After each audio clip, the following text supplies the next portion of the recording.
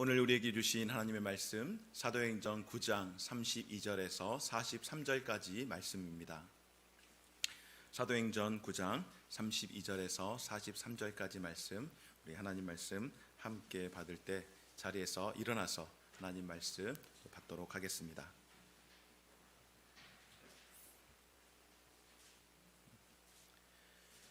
그때에 베드로가 사방으로 두루 다니다가 룻다에 사는 성도들에게도 내려갔더니 거기서 애니아라 하는 사람을 만나매 그는 중풍병으로 침상 위에 누운 지 8해라.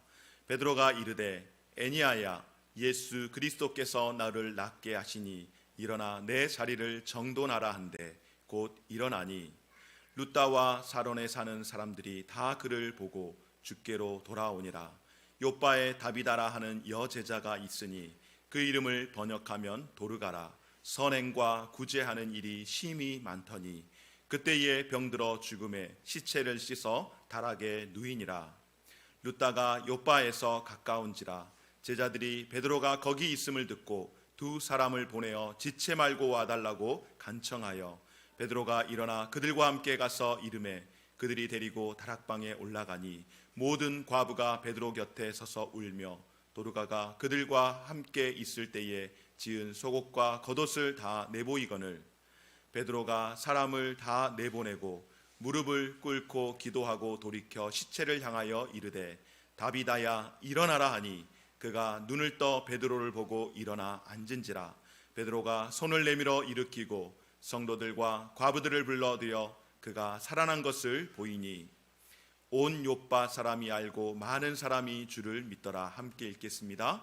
베드로가 요빠에 여러 날 있어 시몬이라 하는 무두장이의 집에서 머무니라.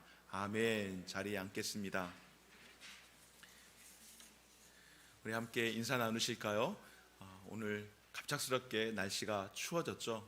어제 저녁에 이렇게 집에 들어갈 때 보니까 정말로 그 한겨울에 입는 롱패딩을 입고 다니는 사람들도 있었습니다. 날씨가 굉장히 추웠는데 어제 저도 아침에 좀 오후에 나올 때 반팔 입고 나왔다가 너무 추워가지고 교회에 있는 옷 잔뜩 입고 이렇게 들어갔는데 날씨가 갑자기 추워졌습니다. 여러분들 건강 유의하시고 서로 인사 나누실 때에 할렐루야 성령 충만하십시오, 주 안에서 늘 강건하십시오 한번 함께 인사 나누도록 하겠습니다.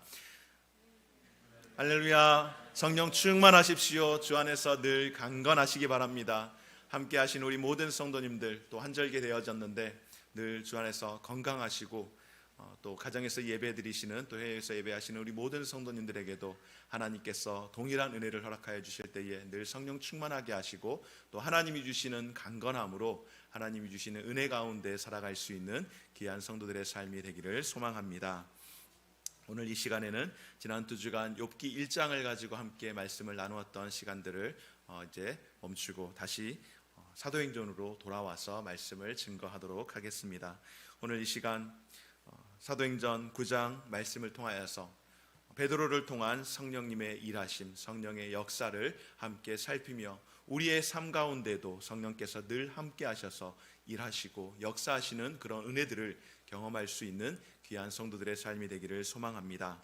여러분 성경을 읽을 때이든지 아니면은 성경 공부를 할 때이든지 혹은 말씀을 들을 때이든지 볼 수 있는 몇 가지 렌즈가 필요합니다. 무슨 말인가 하면 예를 들어서 우리가 나무를 살필 때에 나무를 보기 위해서 멀리서 숲을 보는 방법이 있습니다. 그런데 숲을 보면은 저기에 무슨 나무가 군락지가 되어 있구나 이렇게 자생하고 있구나라는 것을 알 수 있지만은 그 나무에 대해서 정확하게 알기는 어렵지 않습니까? 그럴 때는 어떻게 합니까? 그 나무를 조금 더 가까이 되어서 마치 돋보기로 나무를 보듯이 그 나무 형태나 그 잎이 어떤지 세밀한지 어떤 모양으로 되어 있는지 세밀하게 살펴볼 수 있는 그런 방법이 있습니다. 바로 우리가 카메라를 가지고 여러분 요즘 핸드폰이 워낙 기능이 좋죠. 그래서 핸드폰에서도 줌을 이렇게 인해서 당겨서 보는 기능과 또 아웃해서 멀리서 이렇게 보는 그런 기능이 있는 것처럼 바로 성경을 바라볼 때에 그와 같이 줌인 아웃하는 그런 방법들을 통하여서 숲을 볼 수도 있고 또 그 숲에 있는 나무를 좀 더 명확하게 볼 수 있는 것처럼 하나님의 말씀을 그와 같은 방법으로 우리가 볼 수 있다라고 하는 것입니다. 그래서 그런 여러 가지 각도로 볼 수 있는 렌즈가 우리에게는 필요합니다. 사도행전 5장에서부터 초대교회에 성령의 역사가 강력하게 나타났습니다. 그리고 성령의 역사가 나타나는 과정 가운데에 좋은 일만 있었던 것은 결코 아닙니다. 어떤 일이 있었습니까, 여러분? 사도행전 7장에 보게 되면 스데반의 순교가 있었습니다. 스데반의 순교로 인하여서 교회는 흩어지게 되는, 어찌 보면은 아픔이기도 하고 또 그 흩어지는 일들로 인하여서 교회가 더욱더 확장성을 가지고 나아가는 그런 긍정적인 효과들도 분명 있었습니다. 또한 그렇게 교회를 흩트게 하는 요인 가운데 한 가지가 무엇입니까, 여러분? 교회를 가장 핍박했던 사울이 있었는데, 그 사울이라고 하는 사람이 회심을 하여 예수 그리스도를 만나고 그가 변화되어서 전도자로서 또 새로운 삶을 살게 되는 모습도 있었습니다. 그리고 회심한 사울의 전도 사역을 통하여서 그가 죽을 위기 가운데 있을 때에 그가 잠깐 몸을 피신하기 위해서 다소라고 하는 곳, 그의 고향이죠. 그가 그곳으로 피신을 하게 되는 일이 있었습니다. 이제 예루살렘 교회에는 누가 남았는가? 함께 사역하던 야고보는 죽게 되었고 베드로만 남아 있습니다. 무대가 바뀐 것이 아니라 그 역사의 무대 가운데서 사역을 하는 주인공이, 사람이 다시 바뀌게 되었습니다. 베드로에서 사도 바울로, 그리고 다시 사울에서 다시금 이제 베드로로 그렇게 바뀌게 되었습니다. 오늘 사도행전 9장을 마무리하면서 다시금 베드로가 등장을 하는데요, 루다와 요빠라고 하는 곳에 가서 각각 8년 된 중풍병자와 이미 죽게 되어버린, 죽음을 맞이한 여인 도르가가 등장하는데, 그 여인들을 고치고 살리는 사건이 오늘 우리가 함께 본 사도행전 9장 마지막 부분에 있는 말씀입니다. 그러면 이 과정 가운데에 베드로가 루다와 요빠라고 하는 지역으로 들어가게 되는데, 이 지역에 들어가기 전 벌써 이 지역 가운데에 놀라운 일들이 일어났습니다. 어떤 일이 일어났는가? 바로 그곳에 베드로가 가기 전에도 벌써 복음이 증거되는 놀라운 역사가 있었습니다. 오늘 첫 번째로 함께 살피기를 원하는 것은 바로 빌립이 뿌린 복음의 씨앗을 통하여서 이 이방 땅 지역 가운데에 복음이 증거되더라 하는 사실입니다. 오늘 32절 가운데에 그때에 베드로가 사방으로 두루 다니다가 루다에 사는 성도들에게도 내려갔더니, 베드로가 지금 루다라고 하는 이방 지역에 갔는데 그곳에 갔을 때 누구를 만났는가 하면은 바로 성도들을, 주의 제자들을 만나게 되었습니다. 여러분, 앞서 말씀을 드린 것처럼 시간상으로나 정황상으로 베드로가 가기 전에 이곳에 복음이 들어갔었다라고 하는 공식적인 기록은 있지 않습니다. 그럼에도 불구하고 이곳에 이미 복음이 들어갔다라고 하는 것, 사실 베드로가 들어갈 때에 아직까지 여기에는 복음을 접한 사람이 없어야 하는 것이 맞습니다. 그런데도 불구하고 베드로가 가보니까 이미 주의 제자들, 성도들이 이곳 가운데 있는 겁니다. 예수 믿는 사람들이 있었습니다. 이런 놀라운 일들은 우리 한국교회 초기 기독교 교회사 가운데도 있었던 일 가운데 하나인데요, 공식적으로 조선 땅에 복음이 들어온 것은 1884년입니다. 물론 카톨릭은 그보다 훨씬 더 이전에 들어왔지만은 20여 년 더 이전에 들어왔지만 우리 개신교인 기독교는 1884년에 아펜젤러 선교사와 언더우드 선교사를 통하여서 공식적으로, 그러니까 미국 선교국에서, 미국 북장로교 선교국에서 한국의 조선 땅에 복음이 공식적으로 들어간 것은 1884년이라고 그렇게 기록을 하고 있습니다, 역사적으로. 그런데 언더우드와 아펜젤러 선교사가 조선 땅에 들어왔는데 놀라운 사실은 무엇인가 하면은 이미 이 조선 땅에 복음을 접한 사람들이 너무나도 많이 있더라는 것입니다. 목회자는 아무도 없는데 그럼에도 불구하고 예수를 믿는 사람들이 있었고, 심지어는 세례를 받은 사람들도 있었다라고 하는 것입니다. 어떤 일들로 인하여서 이런 일들이 일어났는가? 이미 그 이전에 1882년에 존 노스라고 하는 스코틀랜드 선교사가 중국으로 파송을, 산동 지역으로 파송을 받았는데, 그곳에서 저 동방의 작은 나라 조선이라고 하는 나라가 있다라는 것을 알고 그 중국에서 이수정이라고 하는 사람을 만나고 그곳에서 한글을 배우고 한문을 배우고, 그리고 그분이 이수정이라고 하는 이 사람과 함께 이 중국어로 되어 있는 성경을 번역하여 가지고 최초의 한국어 성경이라고 할 수 있는 누가복음을 쪽복음으로 이미 번역해서 한국 땅에 다 이렇게 전파하는 그런 일들이 있었습니다. 바로 공식적으로는 아직 한국 땅에 복음이 들어가 있지 않아야 하는데도 불구하고 놀라운 것은 한국 땅에도 그런 복음의 역사들이 일어났었는데, 물론 그 이전에 헐버트라든지 아니면은 여러 많이 의료 선교사나 여러 많은 선교사들을 통하여서 한국에 외국인 선교사들이 많이 왔지만은 공식적으로 목회자로서 복음을 증거하는 사람은 아펜젤러와 언더우드 선교사가 최초의 선교사인데, 이들이 오기 전에 여러 많은 기독교 선교사 사역을 감당하는 여러 전문적인 선교를 감당하는 사람들이 있기는 하였지만은 공식적으로는 조금은 이렇게 차이가 있다라고 하는 것입니다. 그렇다면 여러분, 이 조선 땅에 그와 같은 복음이 들어왔던 것처럼 이 루다와 욥바에는 누구를 통하여서 복음이 전해졌는가? 바로 스데반의 일로 인하여서. 스데반이 어떤 일이 있었습니까, 여러분? 스데반이 핍박으로 인하여서 순교당한 일, 그 일로 인하여서 교회가 흩어지게 되었고, 그 흩어진 여러 많은 사람들을 통하여서 복음이 증거되게 되었습니다. 사도행전 8장 40절 말씀 가운데에 빌립은 아소도에 나타나 여러 성을 지나다니며 복음을 전하고 가이사랴에 이르니라. 아멘.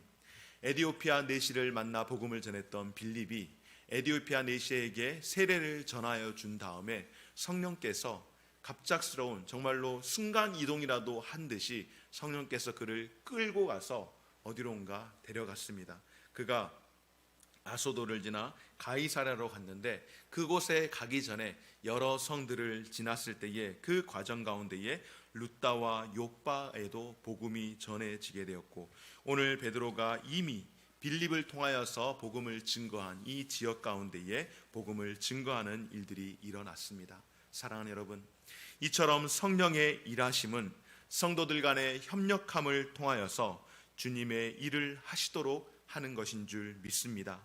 교회의 주인이 누구입니까? 교회의 주인은 예수 그리스도이십니다. 그리고 그 교회의 주인이 예수 그리스도이신 주님이 일을 하실 수 있도록 성령님께서 그 역할들을 감당을 하십니다.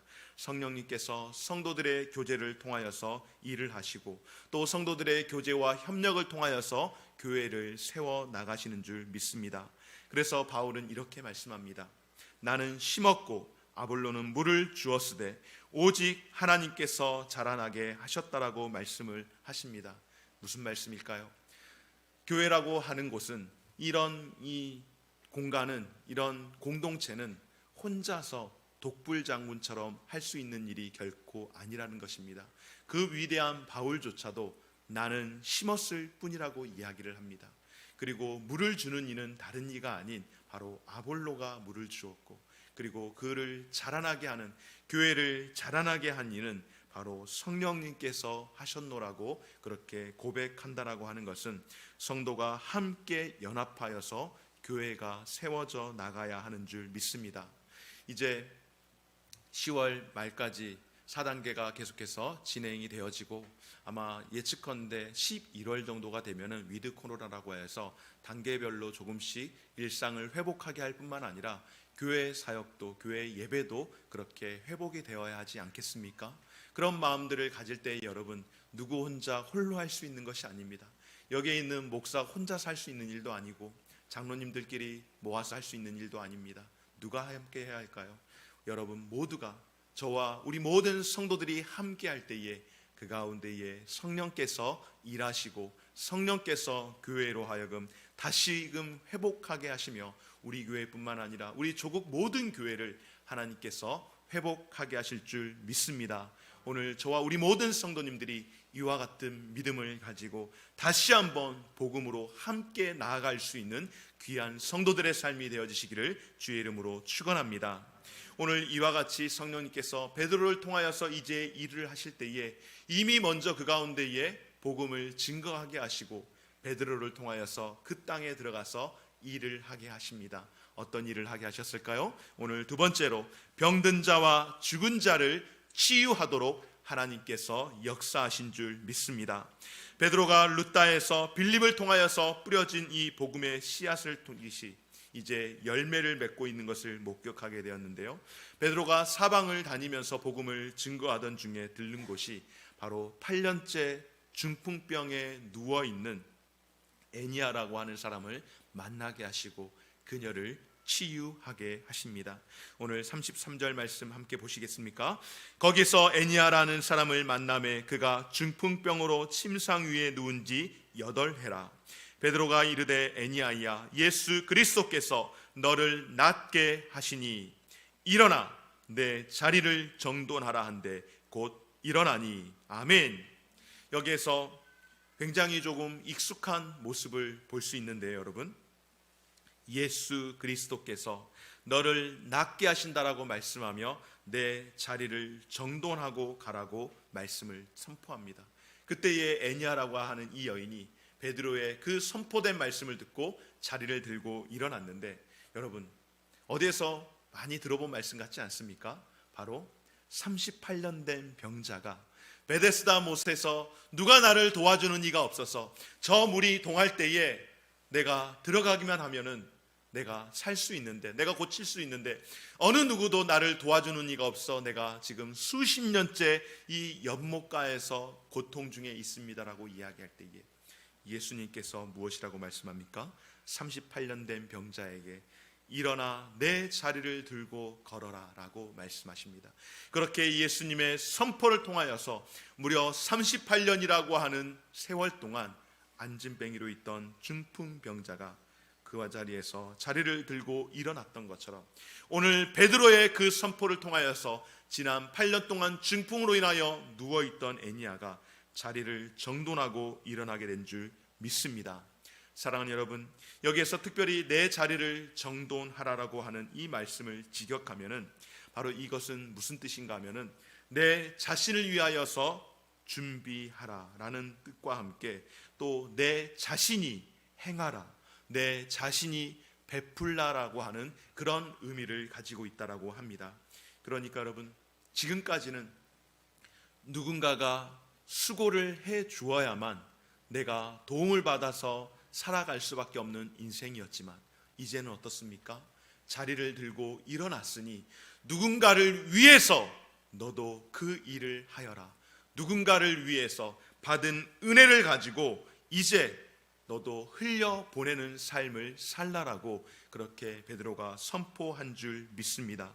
기적만이 아니라 중풍병자였던 애니아를 일으키는 기적만이 아니라 앞으로 삶이 정돈되어서 그 삶이 주님을 위하여서 일하는 삶, 흘려보내는, 내가 은혜를 받았다라고 한다면 그 은혜를 나만 먹고 살아가는 삶이 아니라 그 받은 은혜를 흘려보내는 삶을 살아가도록 오늘 애니아를 일으켜 주신 줄 믿습니다.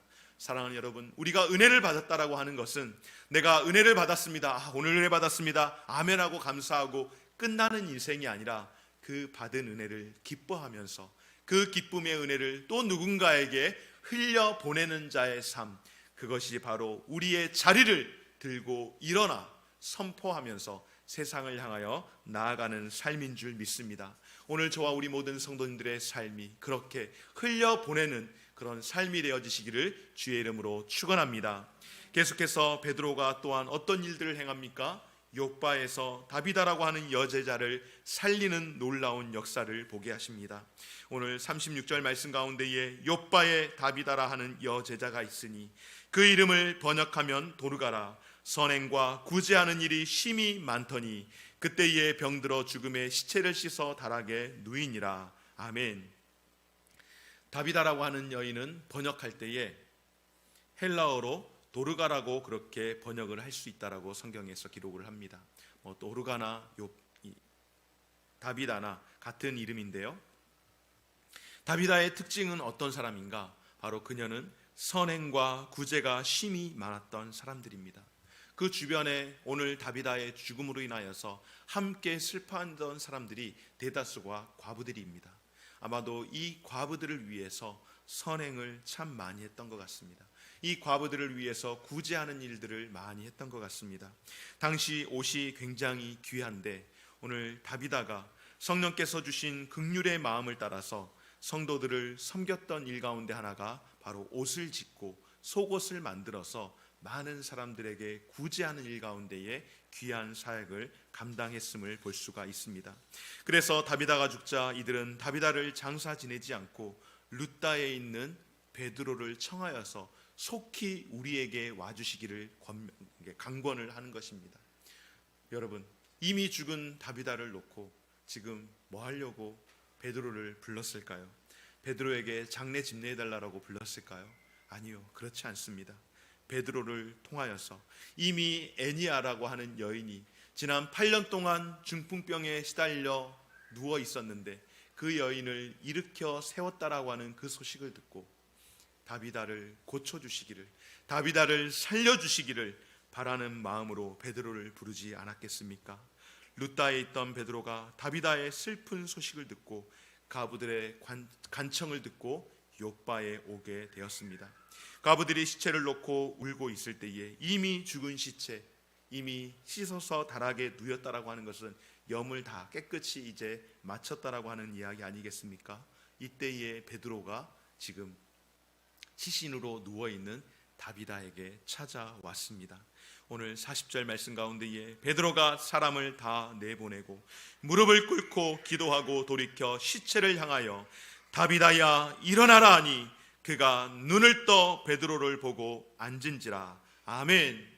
여러분, 이 말씀을 보면서 또 생각나는 말씀이 있지 않습니까? 오늘 베드로의 이 사역 가운데에 예수님께서 하셨던 그 사역을 동일하게 행하고 있는데 여러분, 그 사역의 중심에 있는 일들이, 그 중심이 무엇입니까? 바로 성령께서 함께 하시면서 성령께서 사역을 하고 계신다라고 하는 것입니다.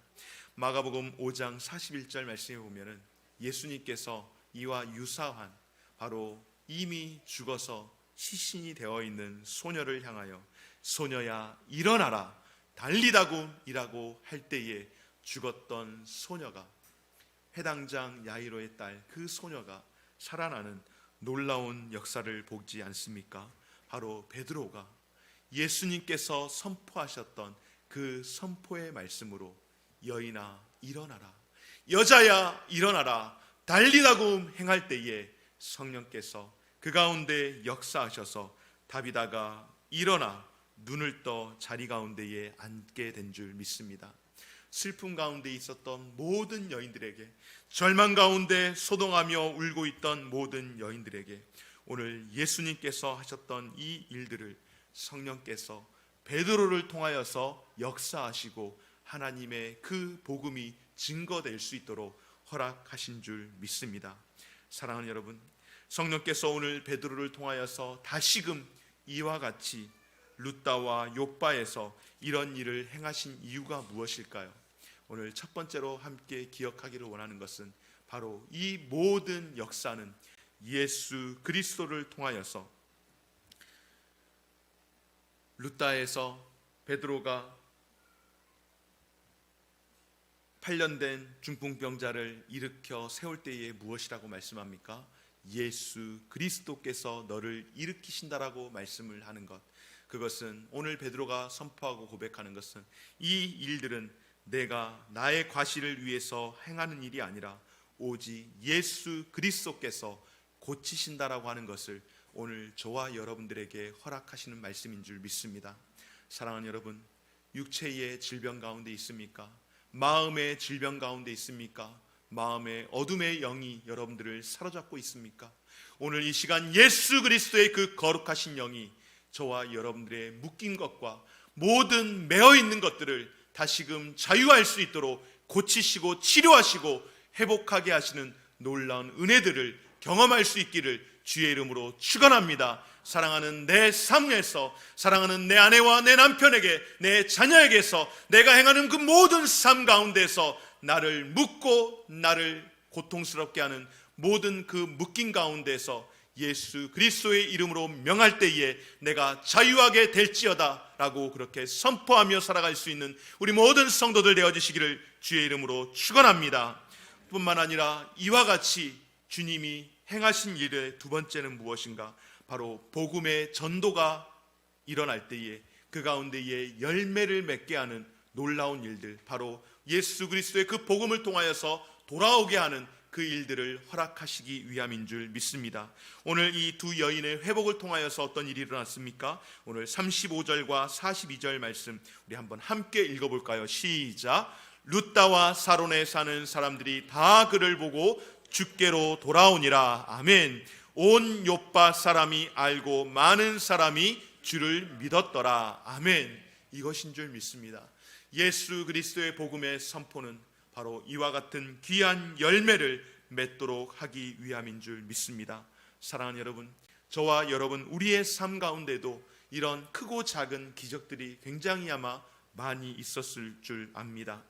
지난 날을 돌아볼 때에, 여러분들의 삶들을 돌아볼 때에 내 힘으로 도저히 할 수 없었던 일들 가운데서, 크고 작은 일들 가운데서 하나님께서 그런 일들을 해결하시며 별로 큰 일이 아니라고 생각하고 그냥 넘어갈 때도 참으로 많았겠지만, 여러분 분명한 사실은 성령께서 때때마다 저와 여러분의 우리의 삶 가운데에 크고 작은 모든 일 가운데서 늘 함께 하시고 역사하심으로 오늘 이 순간까지 저와 여러분들이 이 자리에 앉아 있게 된 줄 믿습니다.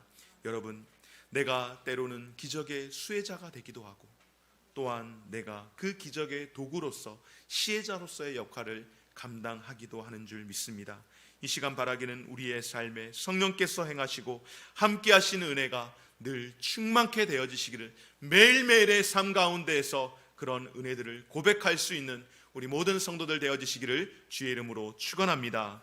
마지막으로 함께 살피기를 원하는 것은 이와 같이 베드로를 통하여서, 빌립을 통하여서 뿌려진 복음이 베드로를 통하여서 나타나게 하였던 이 기적, 이 수많은 기적들 가운데에 가장 큰 기적이 있습니다.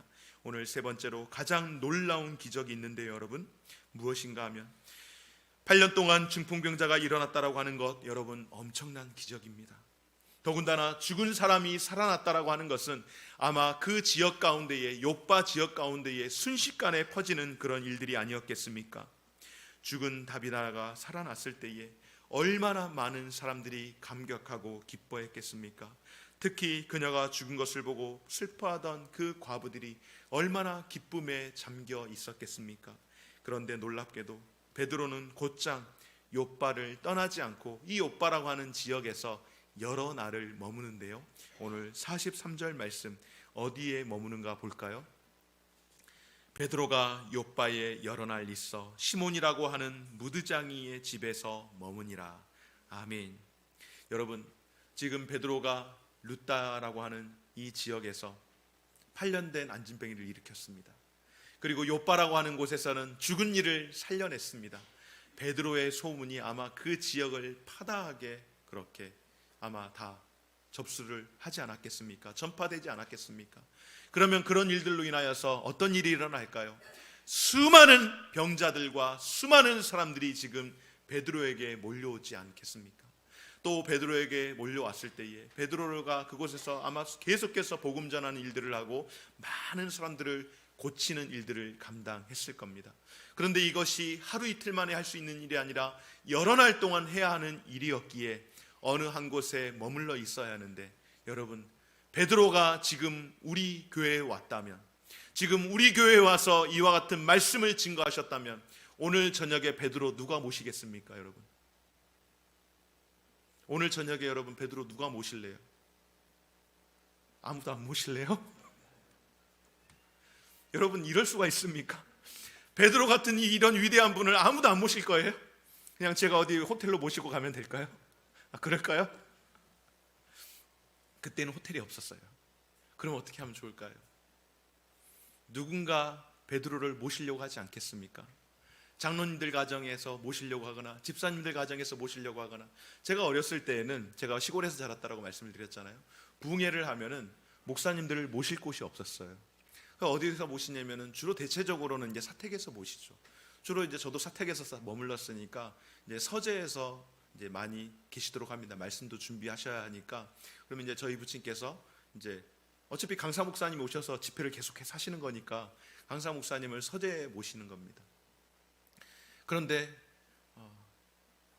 교회가 좀 허름하고 또 사택이 여의치가 않은데 우리 성도님들 가운데 집을 신축해가지고 좋은 집이 있으면은 대번에 그리 모시죠. 가장 좋은 곳에 모시는 겁니다. 그리고 가장 좀 유력한 곳에 모시기도 하고, 물론 식사야 뭐 돌아가면서 하지만은 부흥 강사 목사님 오셨을 때에도 성도들이 돌아가면서 이제 머무를 곳 놔두고 또 식사도 이렇게 여러 곳을 대접을 하는데, 베드로라고 하면 여러분 어떨까요? 아마 그 지역 가운데서 가장 유력한 자가 베드로를 모시는 게 우리가 상식선에서 생각할 때 마땅해 보이지 않겠습니까? 그리고 오늘 다비다라고 하는 이 여인이 형편이 나쁘진 않았던 것 같아요. 정황상 볼 때에. 그러면은 자신이 그곳에서 살아났는데 이 다비다가 자신의 집에서 베드로가 머물기를 바라는 것이 상식이 아니겠습니까, 여러분? 그런데 오늘 베드로가 어디에 머물렀다라고 이 말씀을 하는가? 시몬이라고 하는 무드장이의 집에서 머물렀다라고 말씀을 합니다. 여러분, 여기에서 시몬이라고 하는 이 무드장이의 집에서 머물렀다라고 하는 굉장히 충격적인 사건입니다. 무드장이는 어떤 사람인가 하면 말 그대로 이 가죽공예, 가죽을 만드는 사람입니다. 우리가 상식선에서 그냥 생각할 때 가죽공예 하는 사람이면 굉장히 멋있어 보이잖아요.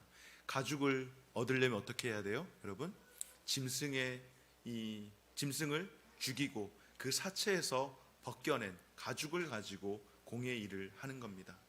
무슨 이야기인가 하면은 유대인들은 가장 부정한 것 가운데 하나가 무엇일까요? 바로 시체를 만지는 것.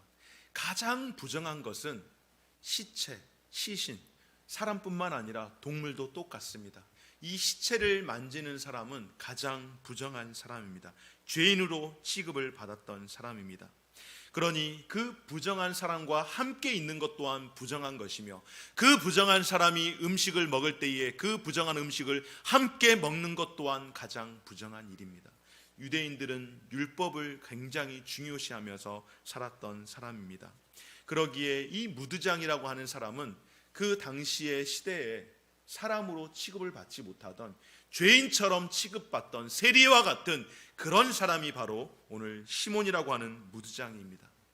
우리네도 역시 옛날에 4계급의 신분이 있지 않았습니까? 양반과 중인과 그리고 일반 평민, 그 다음에 가장 불가천민에 속한다라고 하는 백정, 천민이 바로 있었는데, 소나 돼지를 잡는 이런 백정에 속한 사람은 인간 취급을 우리네 사회에서도 불과 150년 전만 해도 우리는 그런 삶을 살았습니다.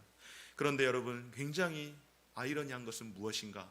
바로 무드장이가 만드는 이런 가죽 제품들, 뭐 벨트든 신발이든 여러 가지 많은 가죽 제품들은 일상생활에 있어서 굉장히 중요하게 사용되었고, 부한 사람들이, 있는 사람들이 많이 쓰던 제품이기도 했습니다. 무드장이, 이 죄인 취급받는 무드장이가 만드는 이런 제품은 굉장히 귀하게 사용이 되어지는데, 정작 그것을 취급하는, 그것을 만드는 무드장이는 어떤 사람이었는가? 바로 하나님의 은혜에서 제외된 그런 죄인으로서의 취급을 받는 사람이었습니다.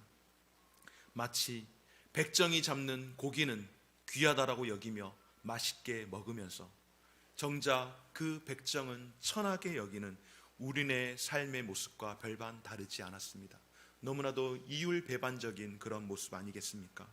그런데 여러분, 오늘 베드로가 그런 무드장이 시몬의 집에서 머물렀다라고 하는 것, 예수님께서 세리장 삭개오의 집에 머물 때에 많은 사람들이 예수님에게 손가락질을 합니다. 어찌 수많은 사람들 가운데에 저 죄인의 집에서 예수님이 거할 수 있는가라고 하며 손가락질을 할 때에, 여러분, 오늘 무드장이의 집에 베드로가 머물렀다라고 하는 것, 사람들에게 적잖은 충격을 안겨다 주었습니다. 그렇습니다, 여러분. 복음은, 예수 그리스도의 복음은 모든 편견을 다 깨는 것인 줄 믿습니다. 사람들이 죄인이라고 하는 그 자리 가운데에 복음이 증거되어질 때에 그곳에서 생명의 역사가 일어나는 줄 믿습니다. 예수님께서 삭개오의 집에 들어가서 그 가운데에 복음이 증거되어지고, 삭개오가 내가 사람들에게 빼앗은 것이 있다면, 토색한 것이 있다면 4배를 갚겠나이다, 그리고 내 재산의 절반을 가난한 자들을 위하여서 내놓겠나이다라고 그렇게 고백한 것처럼 복음의 역사는 그와 같은 놀라운 생명의 역사가 일어나게 된 줄 믿습니다. 오늘 베드로가 무드장이 시몬의 집에 가서 일어났을 때, 그곳에 머물렀을 때에 그와 같은 놀라운 일들이 일어나게 된 줄 믿습니다.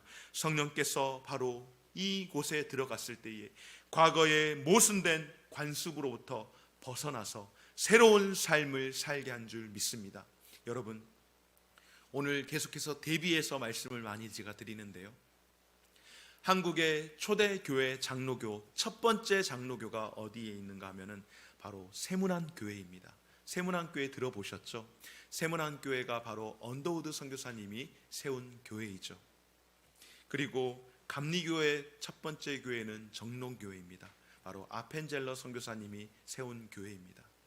그런데 두 번째 교회, 한국 장로교회의 두 번째 교회가 여러분 어떤 교회인지 아십니까? 바로 승동교회입니다.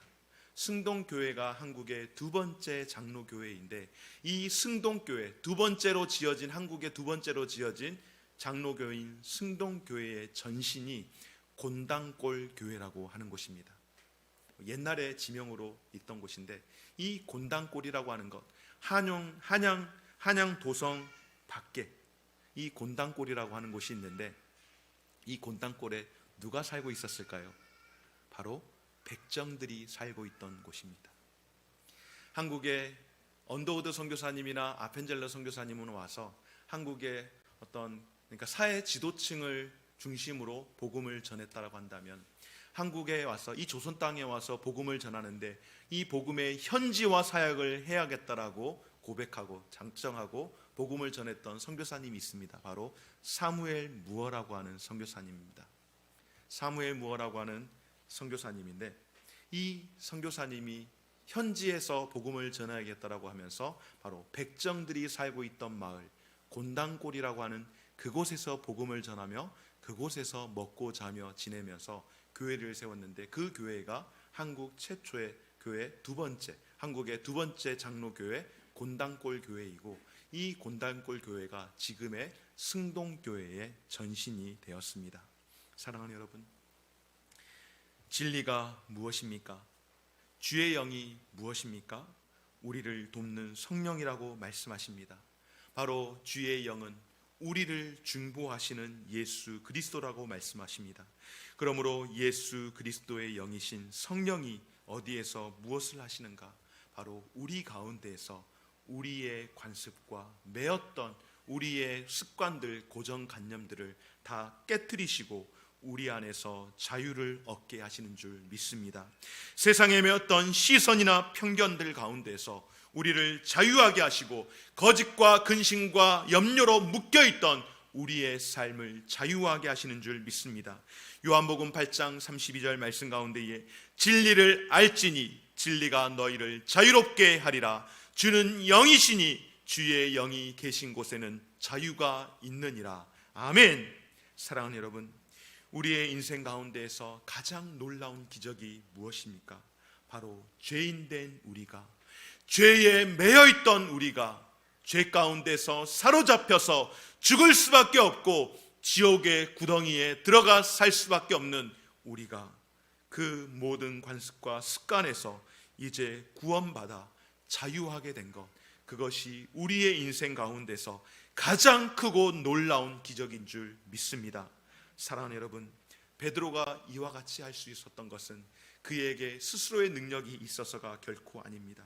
그의 안에 있는 주의 능력, 예수 그리스도의 능력인 줄 믿습니다.